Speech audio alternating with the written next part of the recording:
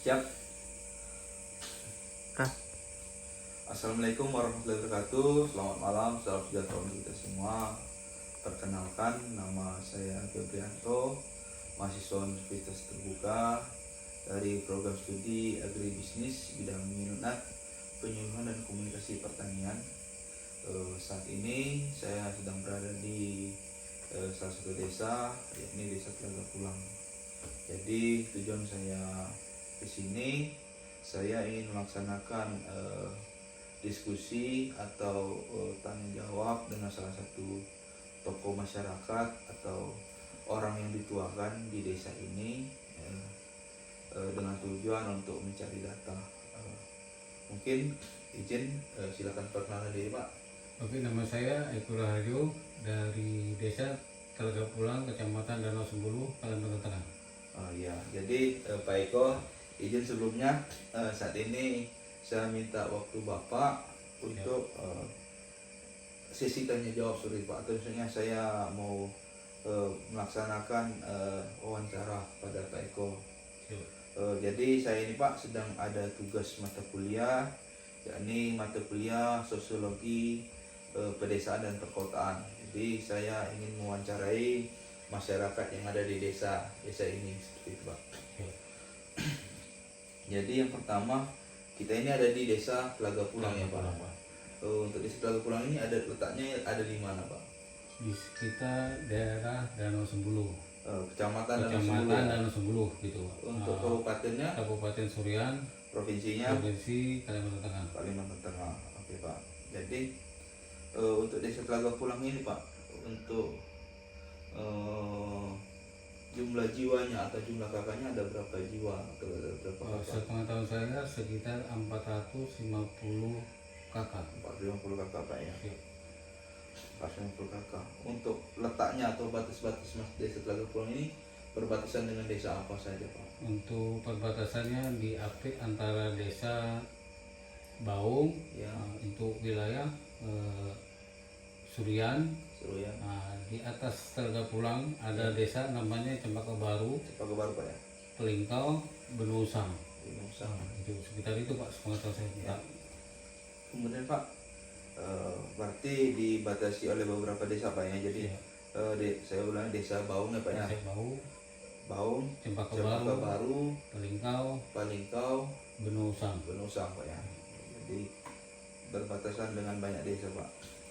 Jadi kalau untuk masyarakat desa sini Pak, itu jadi mayoritas pekerjaannya itu di bidang apa Pak? Untuk mayoritas sementara untuk asli orang Desa Telaga Pulang itu nelayan Pak. Nelayan Pak. Nelayan. Oh, berarti di Desa Telaga Pulang ini di apa Pak? Ada sungai besar Pak ya? Untuk sekitaran Desa Telaga Pulang itu ada sungai besar namanya Sungai Danau Sembulu. Sungai Danau Sembulu Pak ya. Dan ada lagi sungai-sungai kecil namanya Sungai Tebarau sama Talaganiur. Talaganiur Pak. Jadi Dan yang sungai yang paling besar itu namanya Danau Sembulu. Danau Sembulu Pak ya. Jadi Sungai Danau Sembulu ini adalah jadi ladang mata pencarian masyarakat di desa Pak ya, sekitar desa Pak ya. Ya itu Pak. Jadi Danau Sembulu namanya. kalau untuk proses itu gimana Pak? Maksudnya memancing atau mencari ikan seperti apa Pak? Untuk biasanya para nelayan menggunakan jala Ya, sama jaring gitu. jaringnya. Oh, jadi Pak, ini selanjutnya saya ingin menanyakan terkait krisis yang ada di masyarakat atau kendala yang sering dialami masyarakat di Desa Telaga Pulang ini Pak, mungkin di sektor ekonomi, pembangunan atau infrastruktur Pak. Mungkin bisa diceritakan seperti itu Pak. Untuk sementara kalau kendala biasanya kalau di musim banjir, musim kemarau. Untuk untuk jalan mungkin ya prioritas lumayan lah. Untuk yang lainnya sekitar untuk mata pencaharian yang lainnya selain nelayan juga ada sebagian masyarakat yang bekerja di perkebunan kelapa sawit. Oh, jadi kalau misalnya untuk di desa Telaga Pulang ini apa aja kendalanya Pak? Maksudnya yang dialami misalnya kalau di segi pencarian itu apa saja kendalanya maksudnya? Biasanya kalau untuk nelayan kendalanya biasanya itu kalau musim-musim kemarau, harga ikan murah, hasil banyak. Marah Pak ya. Ya. Kalau musim banjir Kalau musim banjir susah untuk pencarian nelayan itu.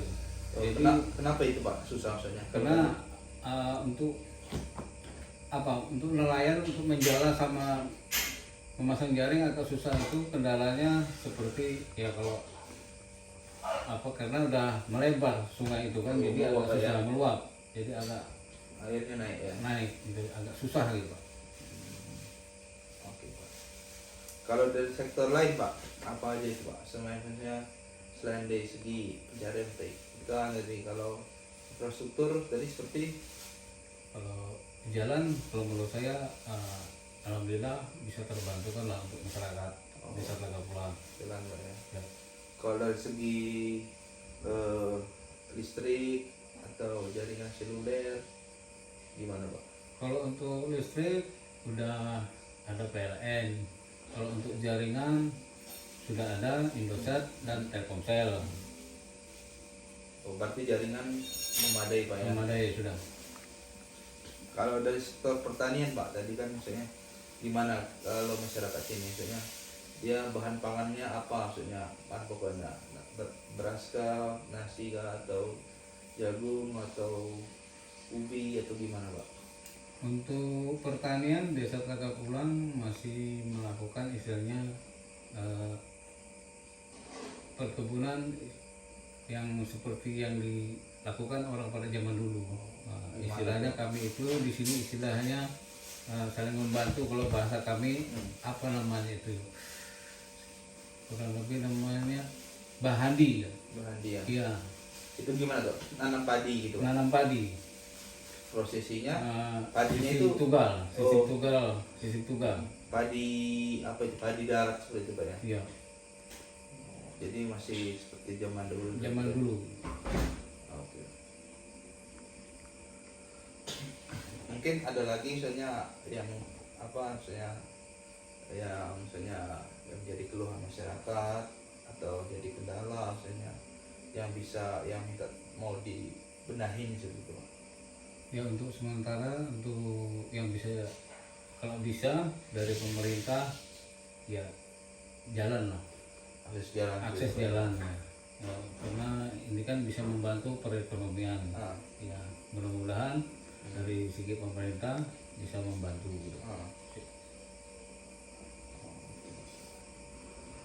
Jadi itu tadi sesi diskusi atau wawancara saya kepada Pak Eko terkait krisis atau kendala yang ada di desa Telaga Pulang. Maksudnya ini adalah salah satu mungkin yang ada dialami Pak Eko. Maksudnya menurut beliau ini yang harus diperhatikan kendala-kendalanya. Jadi seperti apa nanti dari hasil diskusi ini, seperti apa nanti solusi yang bisa kita tawarkan terkait masalah-masalah yang ada. Jadi yang pertama yang saya tangkap tadi terkait masalah perekonomian, yaitu mata pencarian masyarakat di desa Telaga Pulang. Jadi menurut beliau untuk proses perekonomian itu, proses mencari ikan, kendalanya itu adalah ketika di musim hujan dan musim banjir. Jadi kalau musim hujan air meluap dan proses mencari ikan sulit. Jadi pendapatan masyarakat sedikit. Jadi harga ikan akan melambung. Jadi menyulitkan masyarakat untuk belanja kebutuhan. Begitu juga dengan musim kemarau, air surut, ikan banyak, tapi harganya jatuh. Jadi para masyarakat yang bergantung mata pencarian dengan ikan pendapatannya jauh lebih sedikit.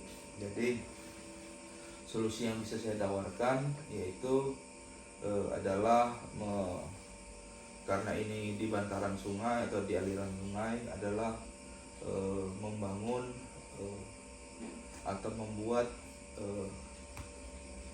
keramba apung. Jadi masyarakat itu dia bisa berternak ikan dengan menggunakan keramba apung. Jadi kalau dengan keramba apung, jadi penghasilan ikan itu akan lebih stabil. Jadi maksudnya tidak bergantung dengan kondisi cuaca. Maksudnya kalau kemarau, banjir, jadi susah nyari ikan. Kalau kita berternak ikan langsung di keramba, kita bisa mengatur kapan benih ikan ditabur, kapan akan dipanen. Jadi pendapatan terkait ikannya jadi lebih stabil seperti itu. Kemudian membentuk kelompok tani atau kelompok perikanan. Jadi dengan membentuk kelompok perikanan ini masyarakat bisa mengatur atau berdiskusi, misalnya terkait harga ikan, terkait misalnya pembelian pakan, kemudian nanti terkait pemasarannya. Jadi dengan adanya kelompok tani atau rukun kelompok ini, kita bisa mencari atau menghasilkan solusi untuk semua masyarakat yang tergabung dalam kelompok tani tersebut. Jadi arah ini jadi lebih jelas kalau diwadahi dalam suatu kelompok tani seperti itu. Kemudian membuat namanya pasar pelelangan ikan, karena di desa Telaga Pulang ini itu adalah mata pencariannya adalah di sungai. Jadi dari ikan otomatis ketika banjir ikan itu sedikit, dan ketika kemarau ikan itu banyak dan harganya pun tidak stabil. Dengan membuat pasar pelelangan ikan ini, jadi kita bisa lebih mengatur terkait misalnya pemasaran ikan mau kemana saja, harganya berapa, seperti itu. Kemudian tadi juga disampaikan terkait masalah akses itu infrastruktur jalan yang hubungan desa Telaga Pulang ke kota. Jadi menurut saya jalan itu adalah jalur nadi atau fasilitas vital untuk masyarakat, karena dengan melewati jalan itu adalah penghubung misalnya dari kota ke desa, desa ke kota, untuk mengangkut kebutuhan pangan, kesehatan, terus pakaian, hasil bumi. Jadi dengan adanya jalan, otomatis sembako dari kota ke desa lebih lancar, harga lebih stabil, kebutuhan masyarakat di desa bisa terpenuhi. Itu juga nanti dari desa ke kota. Jadi misalnya hasil bumi, hasil panen masyarakat bisa dijual dari desa ke kota. Jadi masyarakat bisa mendapatkan uang dari hasil pekerjaan mereka, seperti itu. Nanti kalau untuk jalan mungkin pemerintah terkait atau pemerintah desa atau pemerintah kabupaten bisa menilai misalnya kondisi jalan ini ya harus diperhatikan. Jadi akses untuk masyarakat bisa terpenuhi, bisa memperlancar kegiatan masyarakat. Jadi bisa terjadi kestabilan ekonomi sehingga masyarakat di desa Telaga Pulang bisa sejahtera, seperti itu. Mungkin itu solusi yang bisa saya tawarkan dari hasil diskusi wawancara dengan Pak Eko Raharjo. Sekian untuk tugas mata kuliah saya saat ini, yakni mata kuliah Sosiologi Pedesaan dan Perkotaan. Saya akhiri. Wassalamualaikum warahmatullahi wabarakatuh. Selamat malam, salam sejahtera untuk kita semua.